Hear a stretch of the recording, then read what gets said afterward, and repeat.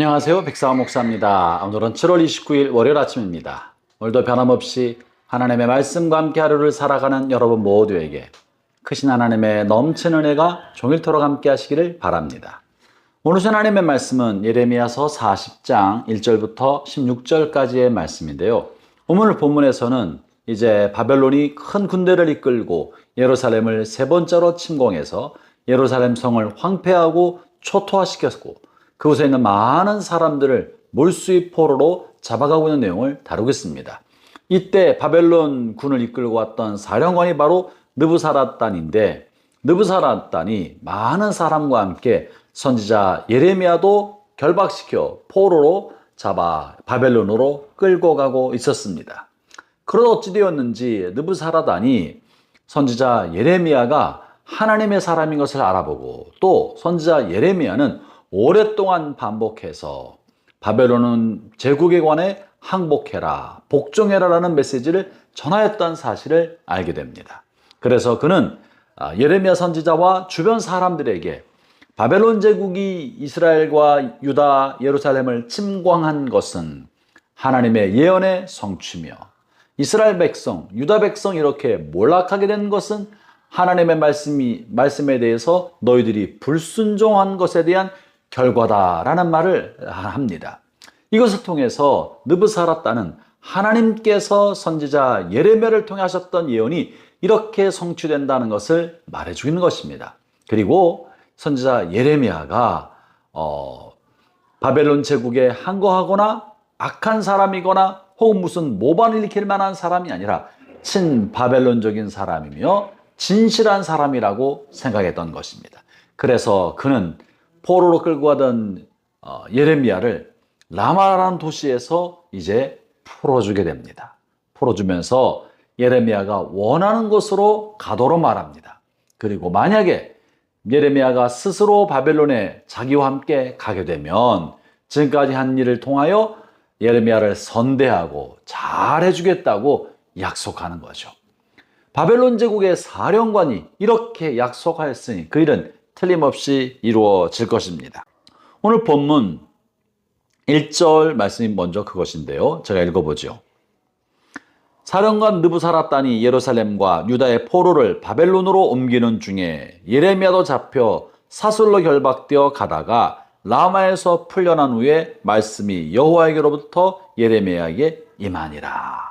이렇게 풀어주게 된 것입니다. 그러면서 사령관 느부사라단이 예레미야에 하는 이야기가 4절에 실려 있는데요. 제가 읽어보죠. 보라, 내가 오늘 내 손에 사슬을 풀어 너를 풀어주노니 만일 네가 나와 함께 바벨론으로 가는 것을 좋게 여기거든 가자, 내가 너를 선대하리라. 만일 나와 함께 바벨론으로 가는 것을 좋지 않게 여기거든 그만두라. 보라, 온 땅이 네 앞에 있나니 네가 좋게 여긴 대로 옳게 여기는 곳으로 갈지니라 하니라. 사령관 느부사라단이 대단히 예레미야에게 잘 대우해 준 거죠. 완전한 자유의 몸을 줍니다. 무엇을 선택해도 괜찮다. 그러나 나와 함께 바벨론으로 간다면 내가 너를 선대하고 잘 먹고 잘 사는 것을 보장해 주마.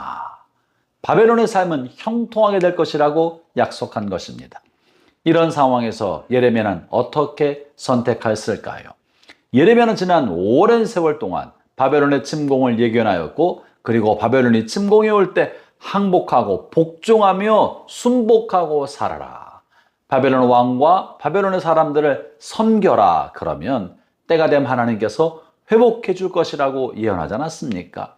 바벨론으로 그러면 예레미야가 함께 가서 안락한 삶을 살다가 하나님의 때를 기다렸다가 돌아왔겠습니까? 아니면 그저 머물렀겠습니까?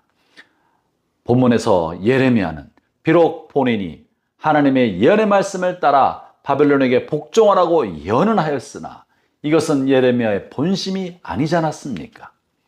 자신은 역시 자기의 민족과 나라가 이방 민족에 의해서 침략받고 몰락하고 파멸되는 것을 어떻게 기쁘게 볼 수 있었겠습니까? 예레미야는 사령관 느부사라단의 이와 같은 요청을 들을 때 예레미야는 느부사라단과 함께 바벨론에 가서 형통한 삶을 사는 것보다 하나님 고통받는 하나님의 백성과 함께 사는 것을 선택하였습니다. 본문 6절이 그런 내용인데요. 예레미야가 미스바로 가서 아히감의 아들 그다랴에게로 나아가서 그 땅에 남아있는 백성 가운데서 그와 함께 사니라. 본문에 나와 있는 그다랴는 누구냐 하면 바벨론에 의해서 세워진 유다의 총독입니다. 이 그다랴는 유다 사람이지만 왕실을 다 몰락시키고 바벨론에 의한 유다 통치를 위해서 바벨론이 세운 총독인 것입니다. 바벨론이 이렇게 식민지 정책을 펴왔는데요. 그 중에 정복한 지역의 사람을 선택하여 그를 통해 다스리려고 했던 것입니다.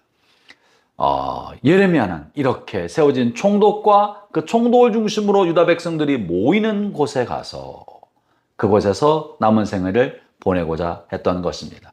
사랑하는 형제자매 여러분, 비록 우리가 하나님의 말씀을 가지고 이 세상을 향하여 추상 같은 심판을 전하기도 하고 또 회개하지 않으면 지옥의 심판이 있다는 사실을 전하기도 하고 또 하나님의 준엄한 심판에 관한 예고의 말씀을 전한다고 해도 우리는 그 누구도 미워해서는 안 됩니다.